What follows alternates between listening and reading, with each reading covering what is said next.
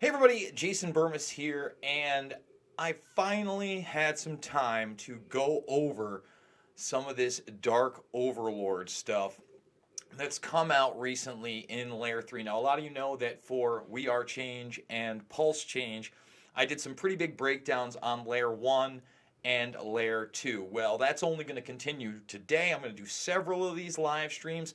The first one, which you're watching right now, is going to be based on the evidence that there was actually somebody shot to death on American Airlines 11.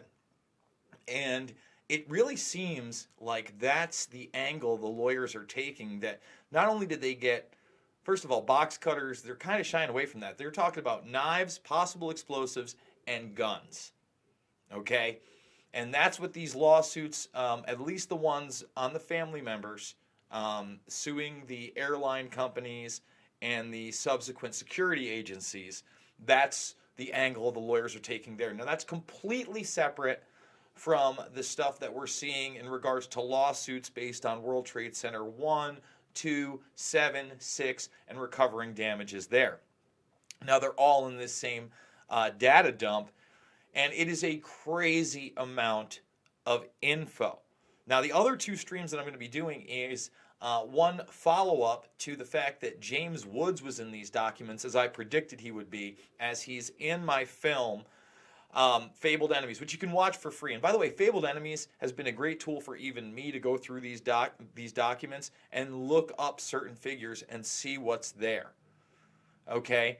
So that's going to be the second video today. We're going to go over all of James Woods' secret testimony that you've never heard, and some pretty startling revelations during that secret testimony that took place, I believe, in either 2007 or 2008, many years after 9/11. So we're going to be doing a stream on that.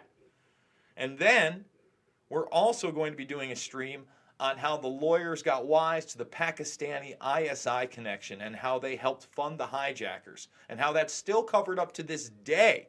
And it makes this third layer of these documents. By the way, folks, it's very interesting to me what I'm not finding. So I'm finding names, I'm finding dates, I'm finding certain documentation, as you're going to find here. But I'm not finding, obviously, all of what they have. And that's why I want to start with the 9/11 Commission report. Now, what I'm going to show you is an annotation inside the 9/11 Commission report. Okay, these are the notes to Chapter 1. Okay, and Chapter 1 is we have some planes. All right, we have some planes. So, let me read this for you. An early draft of an executive summary prepared by FAA security staff for the agency's leadership referred to an alleged report of a shooting aboard Flight 11. We believe this report was erroneous for a number of reasons. There is no evidence that the hijackers purchased firearms. Use of gun would be inconsistent with the otherwise common tactics employed by the hijackers. The alleged shooting victim was seated where witness accounts placed the stabbing victim, 9B. And most important, neither Betty Ong nor Amy Sweeney, the only two people who communicated to the ground from aboard the aircraft, reported the presence of a gun or a shooting. Both reported knives and stabbings. Now, this is where it really gets interesting to me. Why? So, you just saw there, they're talking about an early draft, a preliminary report. Now, in the actual 9/11 Commission report, there's also a mention of a gun on United 93 and how there was a report there, but they too thought that was false. There's not a lot more information on this, right? Well, if you look over here at the Wikipedia on the 9/11 Commission report, you'll notice that the commission interviewed over 1,200 people in 10 countries and reviewed over 2.5 million pages of documents. Now, God knows what got lost in the files there, all the bureaucracies, but it included some closely guarded classified national security documents.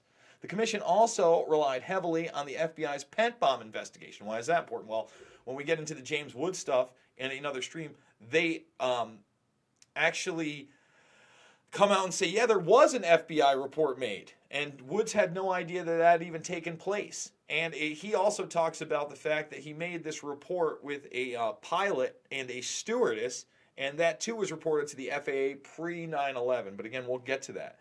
here's where the real interesting stuff. Before it was released, the commission, before it released it, the final public report was screened for any potentially classified information and edited necessarily. Okay, I'm with you there. So what we have here that you're looking at is the actual 9/11 report. And what we have here is what was subjugated to classification review. This is huge. This is huge on a lot of levels. Why?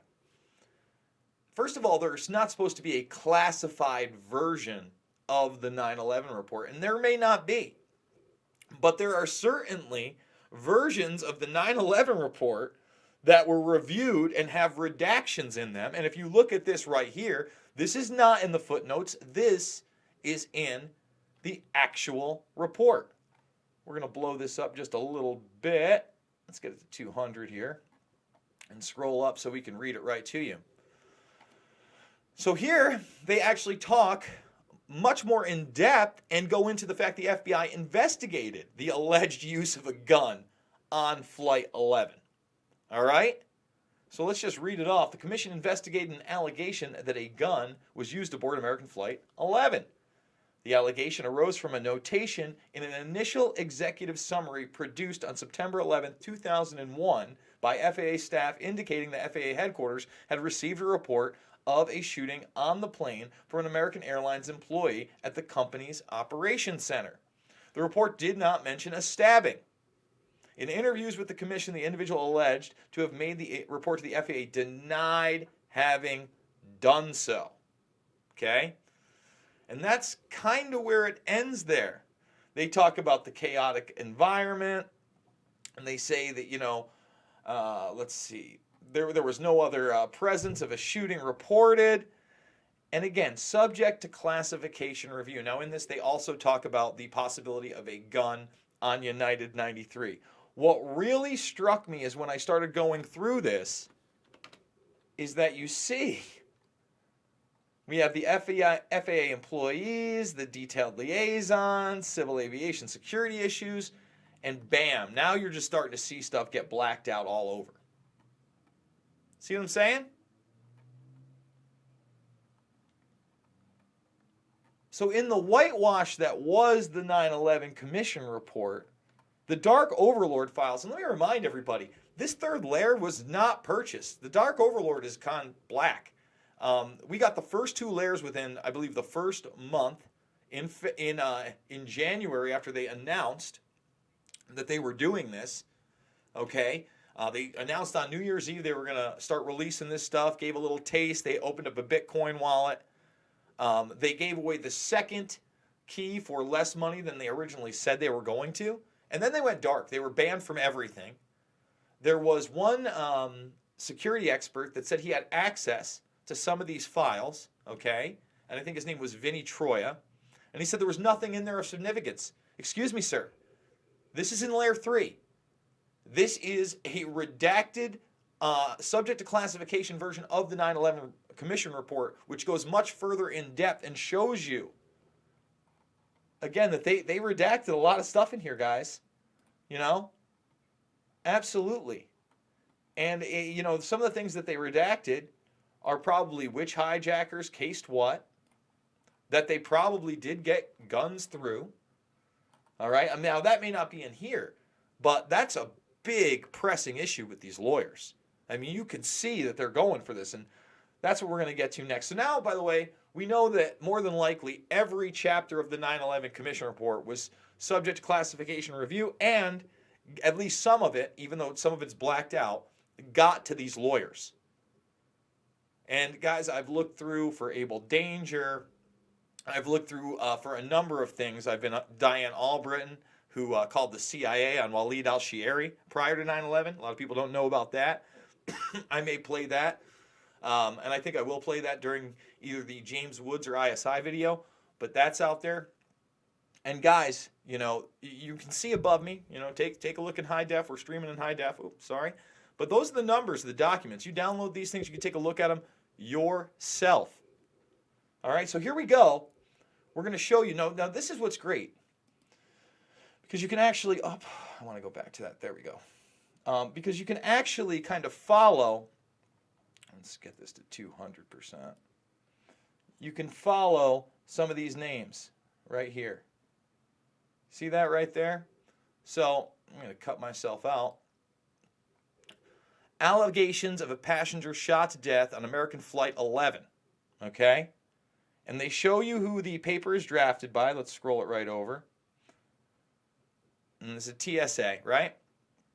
So then we look here for the email from Janet Riff that the FAA's principal security inspector from American Airlines on this. I could not find this email, the 2002, on the gun allegation.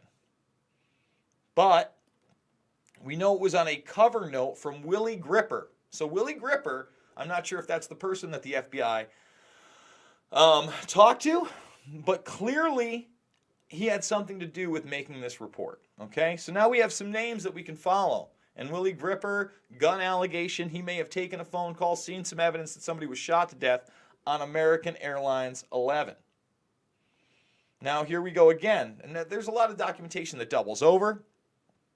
But as you can see here, we've got that same email dated February 25th, 2002 on the gun allegation. Right, let's get here. Again, talking about the gun allegation. It's everywhere. And these are the documents that they're requesting. I believe this is the last one here we're going to go over. Oh, no, we're going to save that for another video. So, folks, you know, please, please, please go take a look at these documents for yourself. Go through them. I can't tell you how hard it is. Okay, like behind me, for instance, you know, I'm looking through, and these are all the ones that are labeled James Woods, and then I have to hunt through and find, you know, the email. And then, by the way, all these attachments, they're not really searchable. What do I mean? Well, if I grab this email here, now it's got a reference to James Woods in it. Okay? And that's how it's able to find it. But then when I get to his transcripts, which we'll go over, he talks about a man named Dave Cloney. Now, Dave Cloney is the FBI investigator that shows up to his home on September 12th and eventually takes his testimony, and who I would assume makes out the FBI report on James Woods and his allegations. That's an important name to be able to search. However, when I search Dave Cloney, because the James Woods testimony is inside an email, inside a text file, it won't find it. So if I go Dave Cloney here, no dice, can't find anything. So guys, you know, get out there. Start extracting every single one of these emails. Get them into a database. Let's look up things like Kroll, John O'Neill, General Mahmoud Ahmed. I couldn't find Mahmoud Ahmed. I could find Pakistani ISI connections, which we will get to in the next video. Guys, thank you so much for joining me on this one. Please, if you haven't already, hit the subscribe, hit the notifications. Support my work over at We Are Change. Subscribe to that. Pulse Change. There's a lot of great information there as well. I've done some great videos already on layers 1 and 2 over there, but we're going to continue later today with some layer 3 stuff that nobody else has got, including the full James Wood testimony coming up shortly. Thank you again so much for watching, guys, and I will see you guys on the flip.